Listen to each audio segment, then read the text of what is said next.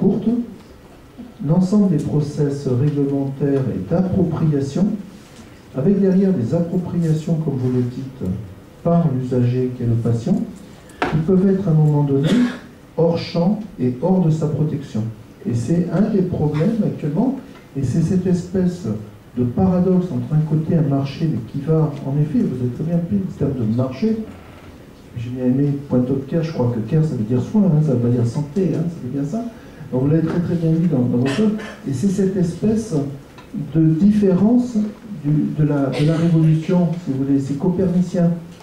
Ça tourne, et vous faites en 6 mois, tellement vous êtes inventif, un tour la révolution, sauf que le système de santé ou autre, il est sur une autre orbite, et le temps qu'il fasse un tour, c'est 4 fois votre temps de révolution. Et un des problèmes d'implémentation du numérique dans le système de soins, hors de la santé et du bien-être, où là on va directement au niveau du public, avec le problème de la déontologie, de la protection, mais de l'implémentation dans le système de soins, c'est ça, c'est un problème copernicien. Je voulais juste dire qu'effectivement, notre robot pour le cerveau permet d'opérer des gens de l'épilepsie, de Parkinson, des choses qui n'étaient pas faisables avec une grande précision, avec un trou minuscule, etc. Et que je pense que justement l'émergence de la robotique, même si des gens ont bénéficié, on va dire, de cette émergence et de cette réussite et de cette vitrine dans un premier temps, très rapidement avec la concurrence, il va y avoir des produits beaucoup moins chers, beaucoup plus simples, beaucoup plus ciblés sur le patient. On n'aura pas besoin d'avoir un bloc dédié et de faire fabriquer un bloc pour recevoir un Da Vinci, ce qui coûte 1 million pour faire modifier le bloc et 2 millions pour le robot. Il y aura moins de consommables puisque la concurrence va faire en sorte qu'il y ait moins de consommables. Il va y avoir notre robot, par exemple, peut être déplacé d'un bloc à l'autre, donc la chirurgie n'est pas terminée pendant qu'on recoule le patient. On peut démarrer la chirurgie dans le bloc d'à côté, on peut opérer dans des conditions beaucoup plus faciles, tout en permettant au chirurgien d'avoir plus d'ergonomie et plus de facilité et plus de répétabilité dans son geste. Donc j'ai volontairement tout à l'heure donné cet exemple-là, puisqu'on le lit un peu partout, c'est une réalité, mais les choses vont changer, et je pense que très rapidement, les sociétés vont être remises devant le besoin qui est soigner mieux le patient. Voilà. Me voilà rassuré. Donc dans ce cadre-là, on va avoir besoin de...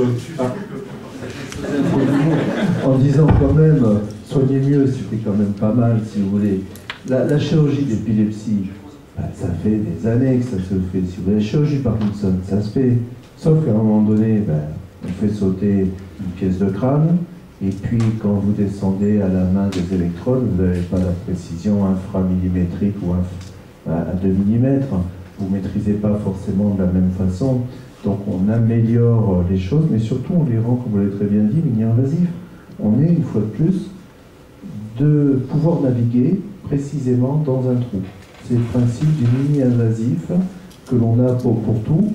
Et là, en effet, on a un service rendu, parce qu'on a une augmentation de précision, mais tout ça s'évalue.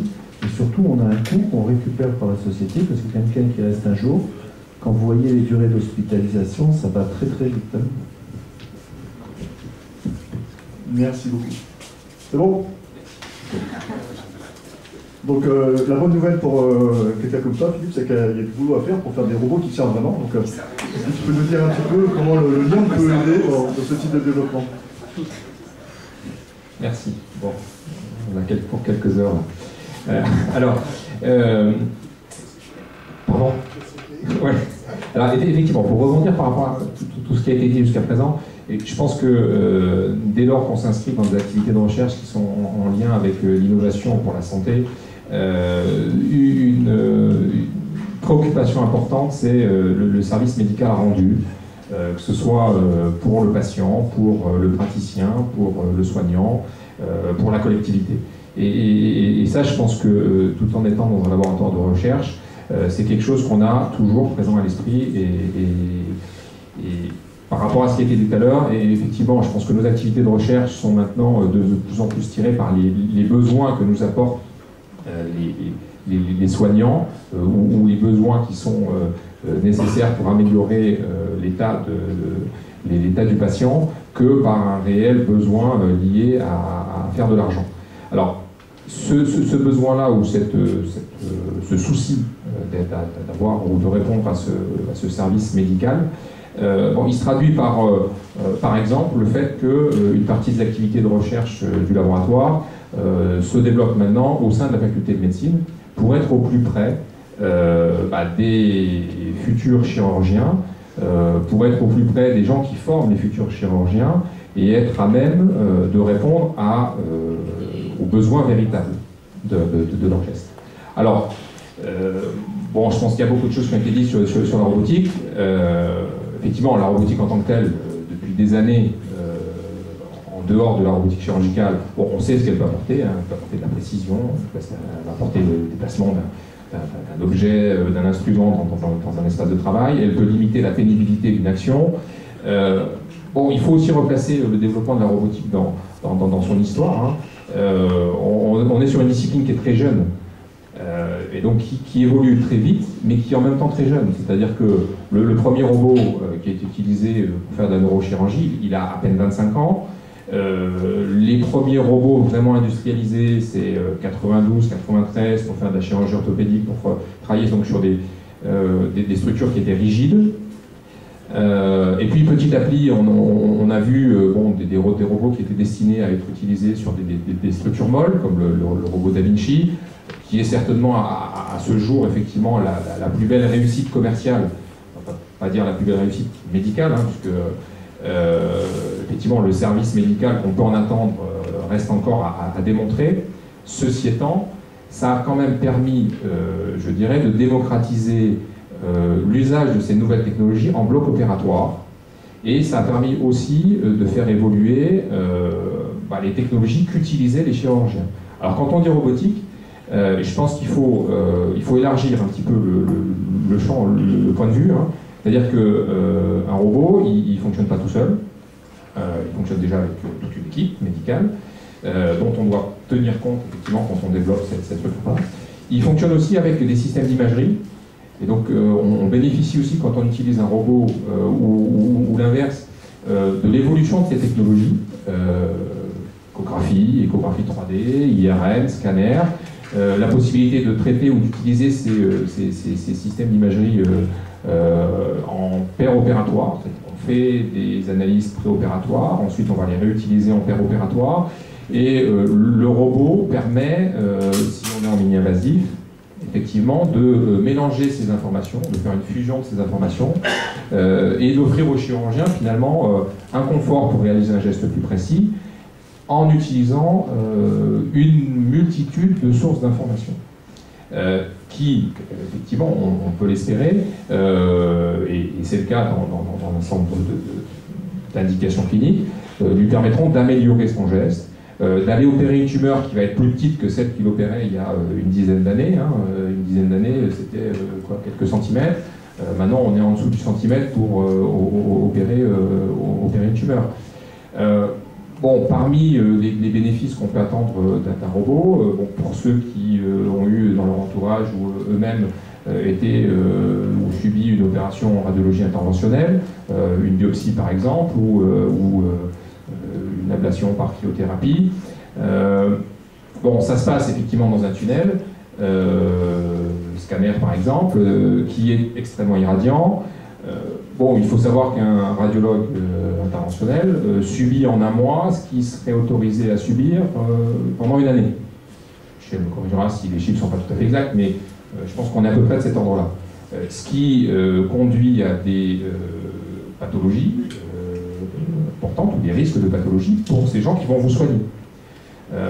Développer un dispositif qui permet d'éviter que le radiologue mette ses mains à l'intérieur du tube scanner, c'est quelque part effectivement une réelle plus-value pour le personnel soignant. Alors quand on dit ça, ça veut dire que derrière, c'est de l'innovation, ça peut être industriel, mais c'est la recherche aussi, sur des outils, des nouveaux dispositifs qui vont être compatibles avec ces dispositifs d'imagerie. Alors, pourquoi ? Si vous mettez un matériau métallique dans un scanner ou dans un IRM, il va avoir bon goût soit d'aller se coller sur le tube, soit de perturber complètement l'imagerie que vous avez utilisée. Ce qui veut dire qu'on ne peut pas utiliser des outils standards. on va utiliser des nouveaux matériaux. Il y a une vingtaine d'années, ou une quinzaine d'années même, ou même une dizaine d'années, c'était beaucoup plus compliqué d'utiliser ces nouveaux matériaux. Donc je pense que la robotique, effectivement, il ne faut pas la restreindre à la robotique elle-même, il faut voilà, élargir le point de vue et voir un petit peu comment l'ensemble des technologies qui progressent de façon concomitante vont aussi permettre d'améliorer et de faire se développer de nouveaux outils. C'est là où effectivement on a pour les chercheurs un champ formidable d'investigation sans perdre de vue le caractère innovant et le caractère appliqué de nos recherches. Après, je pense qu'il y a un caractère aussi, c'est-à-dire que dans les évolutions rapides de nos activités, il y a 15 ans, bon, effectivement même ce qui se fait encore à l'heure actuelle, hein, ce que propose Zimmer, alors là c'est pas méchant vis-à-vis de Zimmer, mais c'est un fait, repose sur des concepts recherche qui ont 20 ans. Bénéficie effectivement de nouvelles technologies, le fait qu'un ordinateur soit plus rapide maintenant, le fait que l'imagerie elle soit plus précise, mais il faut bien voir que les concepts ont été développés par les chercheurs il y a 20 ans. Donc ce qu'on prépare là, nous, c'est effectivement ce qui sera utilisé dans 20 ans, j'espère. Et par rapport à la technologie qui peut être utilisée, bon, on a, Michel disait sous le forme humoristique, bon, on fait 360 degrés dans un trou. Bon, effectivement, parmi les voies d'exploration que l'on est en train de mettre en place, concerne tout ce qui est chirurgie endoluminale. Chirurgie endoluminale, c'est tout ce qui est chirurgie par les voies naturelles. On rentre par l'œsophage, on rentre par le vagin, l'anus, etc. pour aller effectivement éviter de faire des grandes cicatrices qu'on faisait encore il y a 15 ans, 20 ans. On est passé par l'étape du mini-invasif. Maintenant, on essaie d'éviter, autant que faire se peut, ces traumatismes pour le patient qui vont être effectivement réducteurs de temps passé à l'hôpital. Qui dit réducteur de temps passé à l'hôpital dit moindre coût pour la société. Et bon, moins on passe de temps à l'hôpital, mieux on se porte, je pense. Hein. Et donc aussi, effectivement, une récupération du patient beaucoup plus importante. Et ça, c'est lié aussi au progrès d'autres technologies, le fait qu'on soit capable maintenant de miniaturiser de la motorisation électrique. Il y a 10 ans, un petit moteur électrique qui faisait 2-3 mm de diamètre, il fonctionnait 1 heure de temps. Vous imaginez bien que si on veut le réutiliser plusieurs fois dans une journée, c'est pas très compatible. À ce jour, les fabricants de motorisation électrique proposent des moteurs qui vont tenir plusieurs heures, des durées de vie compatibles maintenant avec une utilisation sur des instruments qui vont être miniaturisés. Alors quand je dis miniaturisés, on est passé de robots tels que propose Zimmer qui ont 1 mètre cube d'espace de travail à des robots qui vont avoir 1 centimètre cube. Et puis, on imagine que bientôt, Franck parlait de robots biologiques, c'est évident, c'est une évidence pour nous. J'ai recruté dans l'équipe quelqu'un qui fait de la micro-robotique parce que on va aller vers des choses beaucoup plus petites. C'est-à-dire que la tumeur, on ne la résécrera plus de la façon dont on le fait maintenant, avec un robot, peut-être bien, dans 15 ans, c'est certainement qu'on ne fera plus comme ça. On utilisera un micro-robot qui ira lui-même réséquer ou injecter un produit qu'on aura découvert pour éliminer la tumeur. Voilà. Donc je pense que faut voir l'aspect positif des choses. Voilà.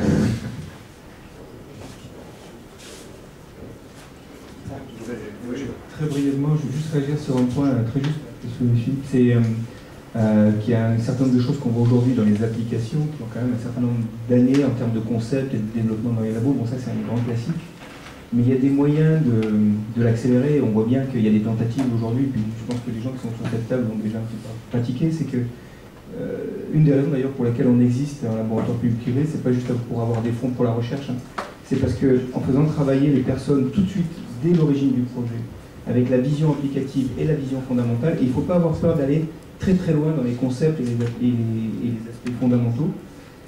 Ça va d'abord produire des développements de recherche fondamentale tout aussi intéressants que sur des idées qui ne sont pas liées à des applications. Enfin, je veux dire, le fait qu'on soit lié ou pas dans une application, ça n'a ça n'a rien à voir avec le côté d'intérêt fondamental ou pas. Il y a plein d'exemples et de contre-exemples dans les deux sens. Je pense que là, c'est quelque chose qu'il faut battre en brèche parce qu'il y a trop de choses un peu préétablies dans les cerveaux de tout le monde, dans les deux sens. Mais surtout, ce qui est intéressant, c'est que quand les gens sont très tôt ensemble, eh bien, le projet, au final, depuis l'idée, les premiers concepts, même quand on démarre quelque chose de très nouveau par rapport à l'existant, on va aller beaucoup plus vite sur l'application et surtout ce qu'on appelle le transfert de la découverte vers l'innovation.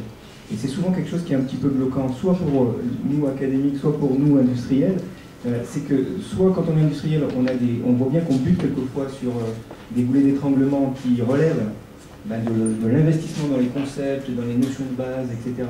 On se dit il faut qu'on trouve des chercheurs universitaires, CNRS ou peu importe, qui vont nous résoudre ce problème, mais on sait que le temps est long et c'est trop tard par rapport au produit pour lequel on en a besoin. Ça, c'est une difficulté. Et quelquevenfois, on a des chercheurs qui développent des choses dont ils voient bien la portée de leur nouveau concept, et puis ils sont à la recherche d'industriels. On a à profusion des foires, venez identifier, et c'est jamais très efficace. Moi, pour en avoir fait beaucoup, et avoir été très présent dans ces milieux-là, on n'est jamais efficace. On est même plutôt inefficace, même avec la bonne volonté. Alors qu'en faisant travailler les gens très tôt, finalement, on se rend compte que c'est extrêmement efficace. Il y a de la pertendine quand même, mais surtout le temps. C'est qu'on l'a mesuré, nous, en faisant des analyses rétrospectives dans différentes entreprises, y compris Oriba d'ailleurs à l'époque, mais Oriba, Biora, Tisbio, etc. On a fait des analyses rétroactives sur des succès de projets et les chemins d'innovation et les durées. Et en fait, on s'est rendu compte, avec le pôle de compétitivité, que plus les gens étaient en interaction très tôt, même lorsque le produit n'était même pas encore défini avec un cahier des charges, plus vite on arrivait. Et par exemple, pour ce qui concerne le diagnostic, c'est pas toujours les mêmes temps de développement sur le secteur, mais nous, le diagnostic, c'est de l'ordre d'une dizaine d'années, c'est un peu moins que les médicaments. Et bien on arrivait à descendre depuis l'idée jusqu'au produit marqué, 4 ans, 5 ans. Donc on diminue presque par 2 dans les cas les plus favorables, parce que quelquefois c'était 7 ans. Bon voilà, juste pour dire que quand même, l'innovation maintenant elle se fait plus comme on la faisait, et tu as parfaitement raison de mettre le point sur ça. Il faut penser aussi notre façon d'innover, y compris en recherche fondamentale, je pense que c'est intéressant. Et ça n'a rien à voir avec la qualité de ce qu'on fait derrière. Le raccourcissement que tu viens de mentionner là, entre les premiers concepts fondamentaux et puis la mise sur le marché, le marquage, tu parles de 4-5 ans, c'est extrêmement court. C'est extrêmement court. Pour vous donner une idée, là, maintenant on est financé sur des projets par des donneurs d'ordre qui sont sur des projets à 3 ans et demi, sur lesquels il y a le fondamental à faire en parallèle du développement industriel des produits, la machine derrière. Donc c'est des choses qu'on n'envisageait même pas, qui étaient de l'ordre de l'infaisable, et qu'on a fait, on parallélise les choses. Mais le seul dénominateur commun, c'est qu'il faut que les gens se connaissent. Et pourquoi? Parce que c'est l'interpénétration de la culture. Donc par exemple, aller vite, ça veut dire se connaître, savoir discuter ensemble. On ne parle même pas du projet.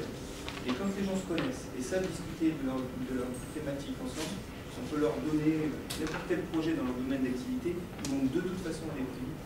Et là, il y a beaucoup d'études qui montrent ça à l'étranger, en France, etc.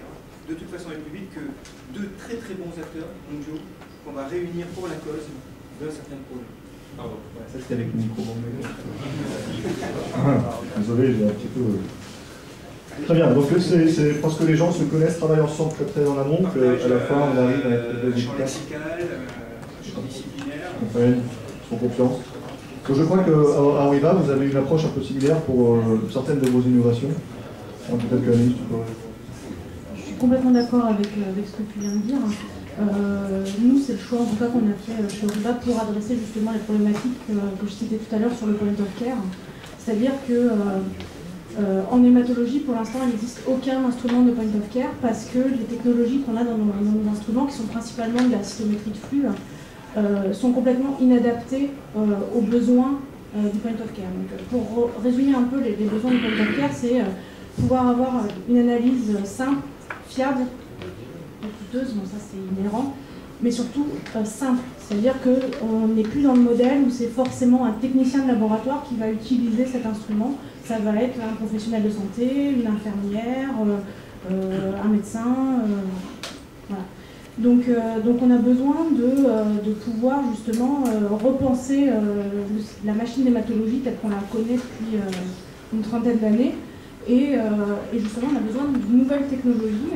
Donc on a eu cette démarche de sonder un peu les technologies qu'il était possible d'utiliser Et on s'est rapproché de chercheurs et on a identifié 2 nouvelles technologies. Donc une technologie pour répondre aux besoins de nouvelles détections simplifiées, avec un hardware hyper simplifié.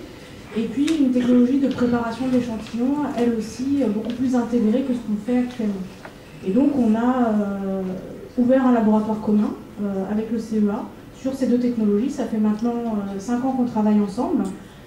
On est sur des durées qui sont un peu plus longues que ce que tu citais, mais on a vraiment une synergie importante entre les chercheurs donc chez Horiba et les chercheurs du CEA. On voit que cette proximité permet de challenger, en fait, de se challenger de part et d'autre, c'est-à-dire que les chercheurs académiques vont, nous, chercheurs industriels, nous permettre d'ouvrir un peu la voie et de repenser les choses différemment. Et en même temps, nous, on va pouvoir aussi, avec nos problématiques relativement terre à terre, mais qui sont aussi, comme la réduction des coûts, c'est la première chose, c'est des choses aussi sur lesquelles on peut apporter une innovation importante juste pour réduire les coûts. Enfin, pour moi, c'est pas aussi péjoratif que ça pourrait l'être, et ça conduit parfois à des innovations qui sont très importantes. Et donc, par ces choses plus terre à terre, industriel, on est capable aussi de challenger le chercheur académique et de l'amener aussi à penser les choses différemment. Donc c'est une démarche qui est hyper constructive, en tout cas qui nous donne entière satisfaction. Très bien, donc laboratoire commun. Juste à titre personnel, si Horiba voulait faire un laboratoire commun autour du numérique, je peux pas expliquer. Donc, Lionel Torres ne fait pas que développer des applications sur les smartphones, il pose la première question aussi pour vous montrer comment on fait.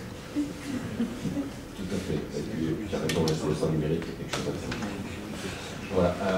On parlait de cercle copernicien, donc je vais en rajouter un 3e. Et puis après, on va voir si on arrive à aligner les planètes. Ça, c'est autre chose. C'est celui de la formation. Quand on regarde, on parle d'innovation, on parle de technologie, on parle de soins, de santé, et on regarde maintenant nos cibles de formation. Voilà, un ingénieur 5 ans, doctorant 8 ans, un médecin, un chirurgien 10 ans, peut-être même un petit peu plus, même un petit peu plus là-dessus. Et donc on se rend compte qu'il y a une certaine latence globalement là-dessus, sauf qu'entre-temps les technologies vont très très vite là-dessus. Et moi je voudrais bien avoir votre vision sur cet aspect de formation, comment on va former ces jeunes-là sur des métiers d'abord qui sont, on voit bien, avec des compétences quand même qui sont disciplinaires. Alors, je ne vais pas faire le distinguo entre interdisciplinaire, multidisciplinaire, transdisciplinaire, mais on est quand même sur ce cœur-là. Et je ne suis pas persuadé qu'aujourd'hui, dans notre système, on y réponde d'une façon plus appropriée possible. Et chacun avec, bien entendu, ses contraintes. Donc, je voudrais avoir un petit peu votre vision, sachant que quand je parle de formation, ça va du cycle jusqu'aux doctorants et chaque projet, bien entendu. Ça, c'est une question. Alors, une introduction. En tous les cas, sur le terrain, c'est vraiment des sujets importants pour nous parce qu'on a de grosses difficultés à recruter. Et pourquoi? Parce qu'en fait, ça va vite. Et il nous faut des gens, en fait, on ne trouve pas de toute façon, en tous les cas dans nos disciplines, on ne trouve pas de gens prêts à l'emploi. Donc c'est pas ça dont on rêve, on ne cherche pas la formation, la bonne, qui va nous amener les personnes dont on a besoin, parce que quand on monte un nouveau projet, c'est le cas actuellement, on recrute 10 personnes, on recrute 8 profils différents. Mais notre besoin, c'est d'avoir quel que soit le profil, et là les disciplines, tout le monde les biotech, info, maths, biophysique, etc. Mais ce dont on a besoin, en tous les cas pour ce qui nous concerne, c'est des gens qui soient capables de discuter avec les autres disciplines. Et c'est là où je trouve, il y a encore des progrès à faire. Alors on est tous investis, parce que nous-mêmes on participe aux cours chaque fois qu'on peut et qu'on est invité, mais la grosse difficulté qu'on a, c'est en tous les cas sur l'offre de formation française, elle est relativement dynamique, mais avec une vitesse de dynamique qui est trop lente par rapport aux évolutions. Mais il y a de la dynamique, parce qu'on voit bien se créer des masters. On y participe quelquefois, que ce soit ici à Montpellier, qui est assez dynamique d'ailleurs sur ces créations-là, ou ailleurs. STIC Santé d'ailleurs avait été quand même une initiative forte à l'époque. Mais aujourd'hui, ça va tellement vite, cette révolution, qu'en fait, ce dont on a besoin, c'est pas forcément des gens qui soient des ultra pointus d'un domaine. On a surtout besoin de gens qui soient bons, mais prêts à être ultra pointus dans un domaine qui n'existe pas encore et qui vont attraper à la volée. Et aujourd'hui, cette comment dire, cette agilité, on ne la retrouve pas. Et on se retrouve à recruter aujourd'hui en moyenne 60% de gens à l'étranger et une quarantaine de pourcents en France. Ce n'est pas notre souhait du tout, mais souvent on fait un premier tour, on ne trouve pas, et on se résout à faire un deuxième tour à l'étranger, etc. Parce qu'aller recruter à l'étranger, ce n'est pas forcément une affaire. On passe beaucoup de temps à lire des CD inutiles, pour ceux qui le font. Voilà. Et du coup, pour nous, c'est un seuil d'énergie. Alors je ne sais pas, je n'ai pas de solution miracle, mais en tous les cas, c'est un témoignage. Il y a de très bonnes formations, et on en prend toutes les Montpelliéraines, mais on a du mal à trouver des gens qui soient suffisamment formés à l'agilité interdisciplinaire, en ayant un champ disciplinaire. Non, la question de Lionel, elle est extrêmement complexe.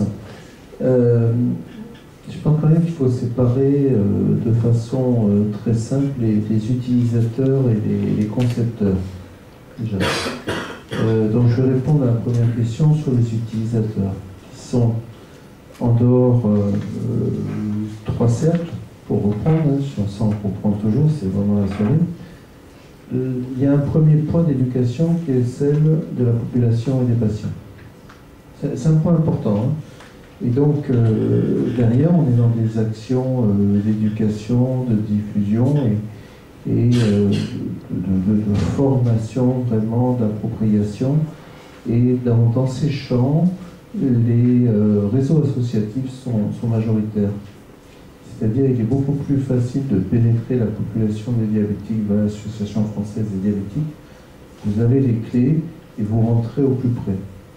C'est amusant que d'ailleurs on fasse rentrer ces patients qu'on a fait dans un site de former les patients à être formateurs, qui eux-mêmes viennent faire cours aux professionnels de santé. Donc on boucle la boucle, et on forme les patients à être formateurs, qui forment les professionnels de santé, qui eux-mêmes formeront des patients, et ainsi de suite. Donc on est dans cette boucle-là, c'est un peu étonnant. Le deuxième, c'est les professionnels de santé. Et là encore, vous avez 2 éléments. Vous avez les métiers qui existent, les métiers qui n'existent pas.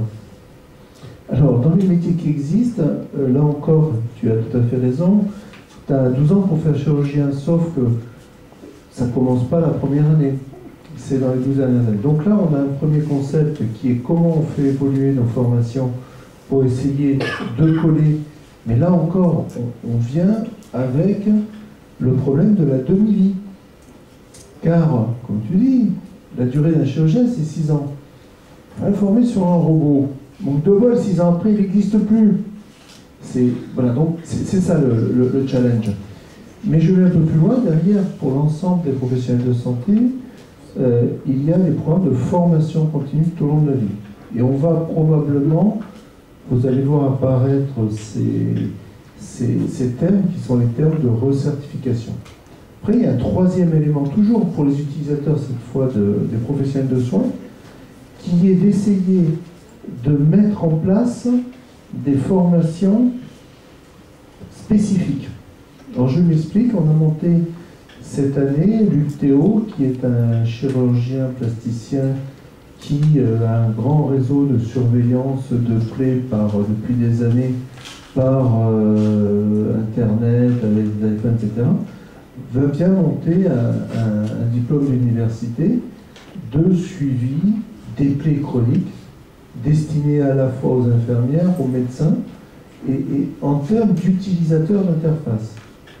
Donc, on essaye d'identifier et de proposer avec... C'est pour ça qu'on souvent on passe dans des diplômes d'université, non pas parce que diplôme d'université, mais parce qu'il y a une réactivité, c'est-à-dire on le monte en moins de 6 mois, on monte un truc, on essaye d'aller très très vite, en ayant tout à fait conscience que 3 ans après, il peut fermer.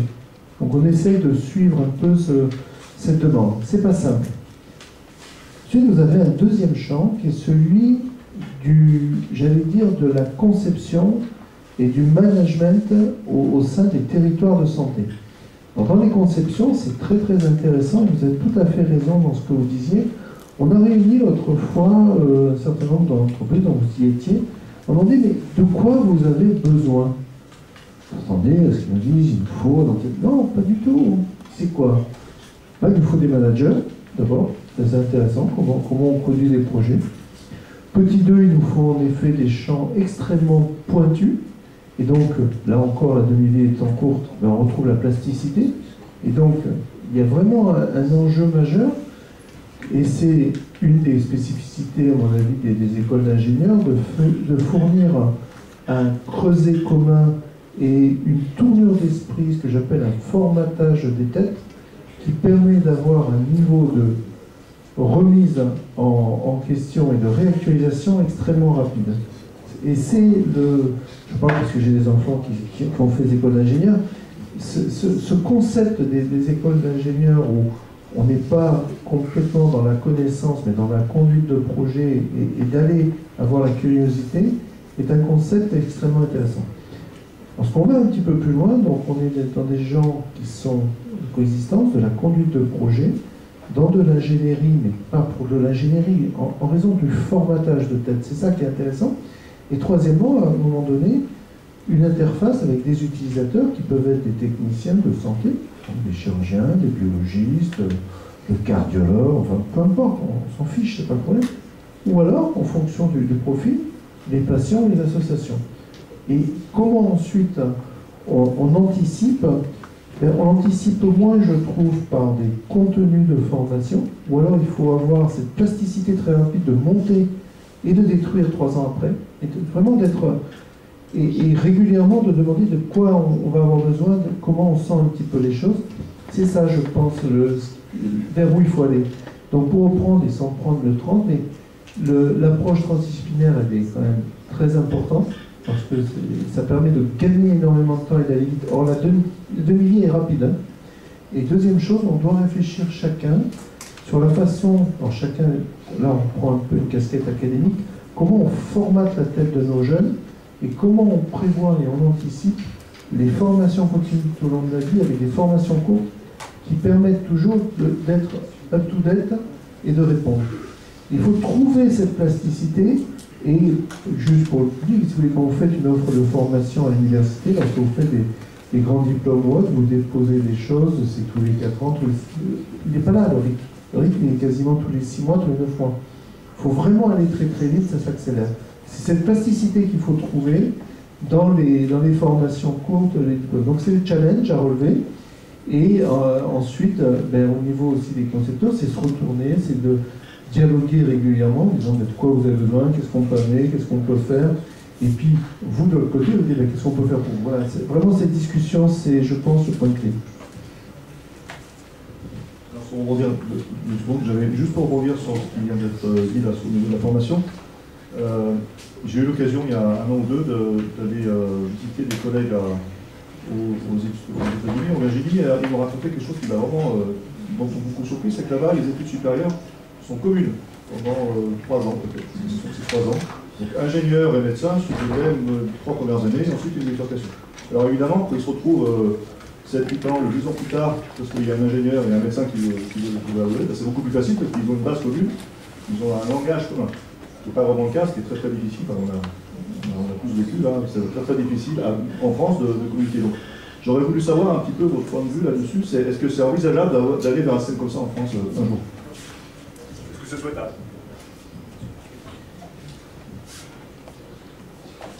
J'allais dire que je vais répondre en disant que ça peut exister déjà, mais c'est rareté. À savoir, vous savez que les études de santé sont des professions réglementées avec ce qu'on appelle un numerus clausus qui devrait exploser dans les années qui viennent. Pour faire ces numerus clausus, vous avez un concours d'entrée qu'on appelle la PACES, la première année commune d'études en santé, dont les programmes sont définis, et j'allais dire qu'actuellement ils sont à 80%, 75% biologiques, et ils sont à 25% de sciences humaines et sociales, sans aucun élément technologique. Ce filtre est un boulet. Parce qu'il aboutit à des massacres générationnels, des jeunes extrêmement brillants qui vont connaître leur premier échec avec dépression de jeunes, des dépressions de famille. Bon, je ne sais pas si vous avez lu les déclarations d'Agnès Buzyn avant-hier, ça va disparaître, on le sait, on est en train de chercher, donc tout est à construire. Et dans l'esprit, pour construire, qu'est-ce qui anime la réflexion? La réflexion est de dire, en effet, on a besoin à un moment donné d'avoir un socle commun de sciences, j'allais dire, biologiques. Mais derrière, il faut le compléter, c'est qu'on voit bien qu'il faut un socle de sciences humaines, puis d'autres, peut-être d'autres populations. On n'est pas obligé d'avoir des populations, des clones sur les bancs de la fac, avec peut-être un apport plus techno. D'autres avec un apport peut-être plus managérien. Donc on risque d'évoluer vers des éléments un tout petit peu plus intelligents. Donc ça c'est pour l'entrée. Derrière une autre réflexion qu'on a appris avec le TIC Santé, c'était intéressant, c'est qu'en fait le TIC Santé est un master qui avait été ouvert et qui était ouvert à la FDS, à la fac de sciences, aux étudiants en sciences, et en même temps aux étudiants en médecine. Et ça a été très très intéressant comme concept, il a beaucoup évolué, mais on s'est aperçu au départ que le gap pris par la technologie, en gros 4 années de technologie de programmation, ça ne se rattrape jamais. Et on a véritablement arrivé dans ce concept, on se dit que le développement, je dis bien développement, pas l'utilisation, vous voyez bien la différence, du numérique en santé passe vraiment par des triumvirats avec management, ingénieurs et professionnels de santé. Je crois que c'est le concept gagnant. Alors bien sûr, on a des ovnis qu'on recrute de temps en temps, c'est-à-dire des gens qui ont fait centrale, puis ils ont décidé un jour qu'ils voulaient faire médecine, des polytechniciens. Bon, oui, d'accord, on a des ovnis, mais il ne faut pas se poser là-dessus. Et c'est comme ça qu'il faut repenser. Je pense qu'il y a vraiment un savoir-faire, mais maintenant, l'autre point qu'on a une fois qu'on a dit ça, c'est que chacun de ces professionnels, il faut avoir réfléchi comment réfléchir à sa formation continue avec des mécanismes très très courts de réactualisation pour rester dans la compétition internationale. Vous voulez poursuivre? Pour prolonger ce que vient de dire Michel, effectivement, dans l'équipe, on pratique déjà depuis un certain nombre d'années. Alors, pas forcément ce triumvirat, parce que bon, la conduite de projet ou le management, on n'en a pas forcément besoin au départ, tout de suite, pour développer nos activités, nos dispositifs médicaux. En revanche, on associe systématiquement dans l'équipe un interne ou plusieurs internes avec des ingénieurs. J'étais ce matin au laboratoire d'anatomie à la faculté de médecine et on était autour d'une table d'anatomie avec effectivement 2 internes, 2 ingénieurs qui sont en formation. Ils font leur 5e année, ils faisaient leur stage recherche les uns les autres. Et donc, à quoi ça contribue? Ça contribue effectivement à avoir des gens qui, après, arrivent à se parler, parlent le même langage. Je pense que le fait de les mélanger, ça contribue aussi à l'agilité dont on a parlé tout à l'heure, qui est un élément important en fait, dans leur capacité à s'adapter et finalement, oui, à ne pas utiliser la techno qu'ils auront utilisée aujourd'hui, mais dans 5 ans, à être capable de prendre la nouvelle techno qui sortira et qui sera certainement bien plus adaptée que celle qu'ils ont utilisée aujourd'hui. Voilà. Donc ça, c'est quelque chose, c'est une préoccupation qu'on a au quotidien, même dans nos laboratoires de recherche, qui ont aussi pour vocation à former des jeunes et qu'on avait identifié déjà de longue date. Bon, avec Michel, on était instigateur de ce master STIC et santé et c'était dans cette volonté justement d'associer des praticiens, des futurs praticiens à des gens qui sont plus technologues. Sachant que après, chacun a son métier, mais en même temps de s'être, comme ça se fait en Virginie visiblement, de s'être côtoyé pendant un moment permet après de faciliter grandement les interactions entre les deux mondes. Un point sur... là, on a beaucoup parlé justement de la partie technologie et santé, mais je veux dire même au sein de la technologie, on a besoin d'avoir un socle commun qui est relativement fort. Donc nous, au RIBA, on développe des instruments d'analyse, mais ces instruments intègrent des réactifs, donc on a une composante chimique. On traite un échantillon qui est biologique. On a un instrument qui nécessite de la robotique, qui nécessite de la physique, de la chimique, etc. Et on a besoin d'avoir des ingénieurs, docteurs, qui ont un socle scientifique large et pas cantonné à qu'une discipline, physique ou chimique, Et je pense qu'il est important vraiment de créer des passerelles entre ces disciplines pour éviter justement d'avoir ce cloisonnement et de justement pouvoir intégrer les contraintes des autres disciplines. C'est ça qui souvent, à mon sens, fait que la communication est difficile, c'est qu'on a du mal à comprendre en quoi ce qu'on demande dans l'autre discipline n'est pas possible, n'est pas réalisable. Et ça, c'est quelque chose qu'on doit acquérir relativement jeune dans la formation, et ça se passe dès les premières années après le baccalauréat. C'est-à-dire qu'il faut, je pense, sortir un peu des enseignements à la carte dans lesquels on va choisir plus ou moins des disciplines parce qu'on a un intérêt propre à ça, mais il faut au contraire ouvrir et peut-être se frotter à des disciplines qui sont moins intéressantes là dans l'immédiateté, mais qui plus tard vont nous apporter justement cette vision plus élargie. Donc ça, je pense que c'est quelque chose qui est très important dès la licence. Merci beaucoup. Une question là-haut. J'arrive.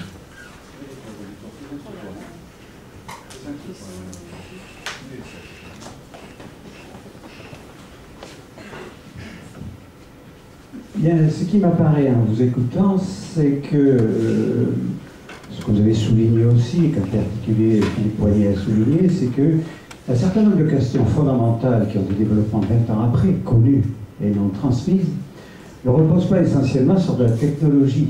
On sait depuis très longtemps, Marie Curie le faisait, que toute recherche fondamentale peut aboutir à terme, si on a la volonté, vers des technologies d'application, etc., et faire progresser dans la société un certain nombre de choses, et arranger un certain nombre de questions aussi.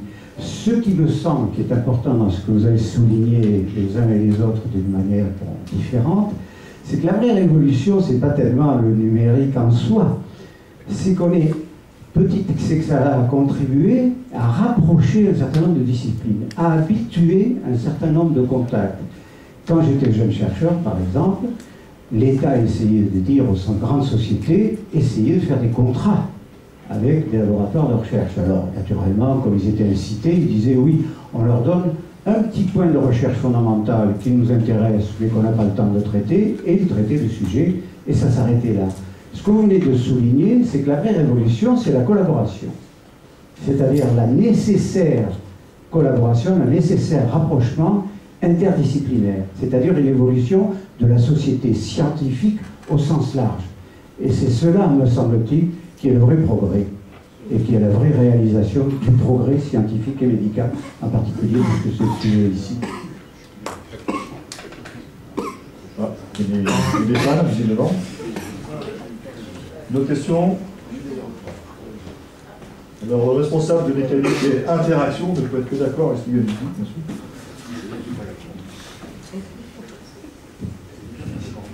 Moi, je vous pose une question qui est plutôt terre à terre. Vous parlez beaucoup de robotique, d'ingénierie, de mécanique, finalement, de robots, etc. On a très peu abordé, finalement, ce soir, le côté intelligence artificielle et ce que ça peut apporter à la santé, ainsi que les nouvelles technologies numériques. Je pense particulièrement à la réalité virtuelle, par exemple, ou la réalité augmentée. Et qu'est-ce qu'on peut en faire pour la santé, pour le e-learning, pour former les gens, comme vous venez de le dire, etc. Est-ce que vous avez un avis à donner là-dessus? Qui veut prendre? Alors, je vais revenir tout à l'heure à ce qu'on disait sur la réduction des coûts et comme quoi ça pouvait amener l'innovation. Donc je vous parlais de la routine, comme quoi on devait procéder à un grand nombre de tubes par jour, etc. Et que donc c'était des regroupements de laboratoires qui sont principalement... dont le but va être principalement de réduire les coûts et donc de mettre une pression sur l'industriel pour qu'on réduise les coûts de nos analyses. Et ça, c'est intéressant parce que finalement, ça va nous permettre, nous, de nous challenger dans le sens où on se dit, bon, l'analyse, elle est telle qu'elle est. Comment est-ce qu'on peut apporter des nouvelles choses avec ce mode de détection? Et donc là, on a justement le champ de l'intelligence artificielle qui apporte des clés en se disant comment est-ce que, avec les informations qu'on a déjà, donc sans surcoût supplémentaire, comment est-ce que je vais pouvoir apporter des algorithmes, comment ces algorithmes vont pouvoir m'apporter des informations nouvelles, comment je vais pouvoir faire émerger des informations biologiques de choses que j'utilise déjà.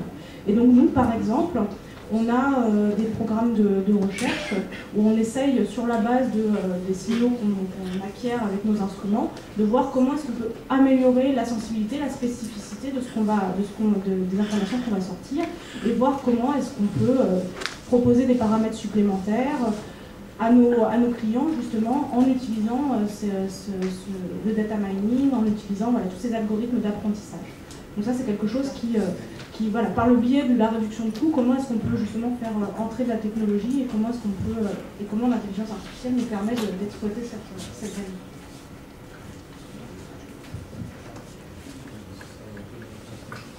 Au niveau Zimmer, on a également un programme de recherche qui consisterait à connecter en fait tous les robots, et une fois qu'une chirurgie est terminée, en fait toutes les données sont récupérées, ce qui permettra aux chirurgiens du monde entier d'avoir une connexion de toutes ces données avec un début de chirurgie en fonction de la pathologie du patient. Peut-être qu'en Inde, il y a quelqu'un qui a déjà réalisé une chirurgie à peu près équivalente. Donc nos logiciels vont proposer en fait des paramètres par défaut qui ne vont pas du tout être imposés au chirurgien. Le chirurgien pourra les modifier, mais ça va le conseiller vers la meilleure stratégie qu'il doit utiliser, avec également un suivi des patients, toujours dans le cadre de l'orthopédie.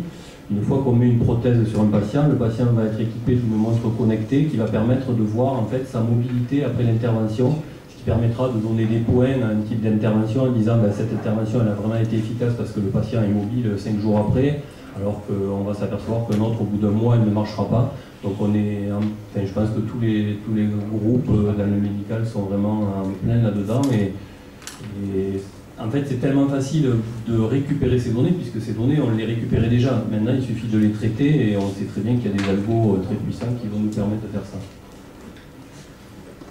Pour ce qui nous concerne, juste pour la petite histoire, j'ai commencé avec Jean Saint-Valentin le siècle dernier au Liorne. Donc on voit que c'est quand même pas des choses toutes nouvelles, et qui ont quand même bien évolué. En ce moment, on voit une accélération. Mais pour les domaines qui nous concernent, on voit quand même, on attend à la fois des utilisations un peu comme celles qui ont été citées, ça c'est pour tout de suite, mais on est en train aussi de préparer ce qui va arriver juste après, et en particulier énormément d'objets connectés ou pas vont produire et produisent déjà un grand nombre de données. Donc il y a plusieurs problèmes, il y a des problèmes d'infrastructure de transport de ces données, il y a ça, c'est un vrai sujet. Mais si on oublie 2 minutes les problèmes d'infrastructure, ça veut dire qu'il y a des jeux de données qui sont en train d'être produits et qui vont être produits, qui sont monstrueux par rapport même aux données existantes aujourd'hui.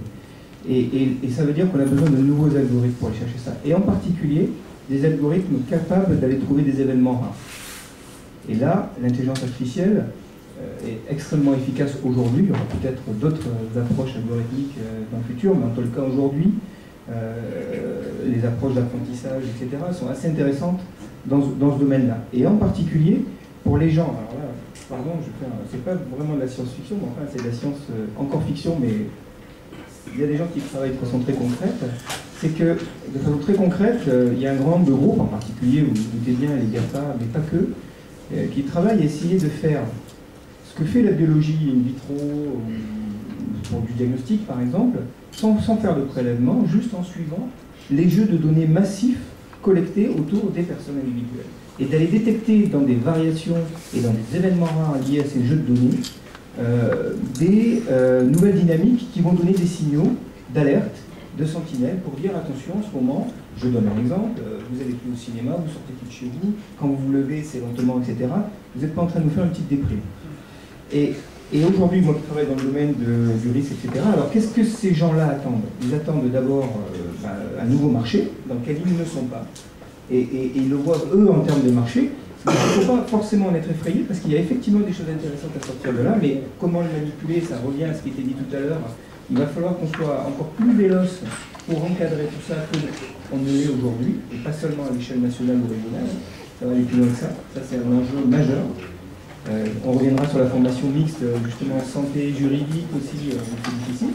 Mais pour revenir aux technologies, ces gens-là, de quoi ils manquent aujourd'hui? Parce qu'ils voient très bien leur courbe de progression, et eux, ils s'attendent à progresser très fortement dans ces thèmes-là. Mais ce qui leur manque aujourd'hui, c'est des interfaces sur de nouveaux paramètres que seulement ceux que collectent nos petits objets, et puis les nouveaux qui sont en train de produire. C'est-à-dire autre chose que des vibrations, des jeux de données de réseaux sociaux, de l'humidité, parce que les capteurs sont finalement assez limités quand on regarde bien aujourd'hui, il n'y en a pas beaucoup. Et donc ils sont à la recherche de nouveaux types de capteurs, et notamment qui interfacent les patients. Donc ils ont besoin de faire des capteurs qui soient non pas destinés à faire des l'abdominalisme, mais en fait, ils appellent ça du patient wiring. Ils veulent vraiment connecter le patient, mais avec des paramètres biologiques aussi, et pas seulement avec ses paramètres sociaux, financiers, etc. Parce que quand ils feront ça, ils vont passer un gap en termes de pertinence d'un marché santé qui, je le rappelle, pardon de revenir à ça, parce que quand même toutes nos recherches coûtent cher, y compris fondamentales, donc nécessitent des ressources, et c'est un lien fort. Le marché santé, c'est un très gros marché, auquel les GAFA en particulier, vous avez vu qu'ils sont un peu prépondérants sur le plan économique et qu'ils essaient de l'être encore plus, n'ont pas accès au droit. Donc, ils vont développer des choses qui vont être utiles à la partie recherche médicale, etc.,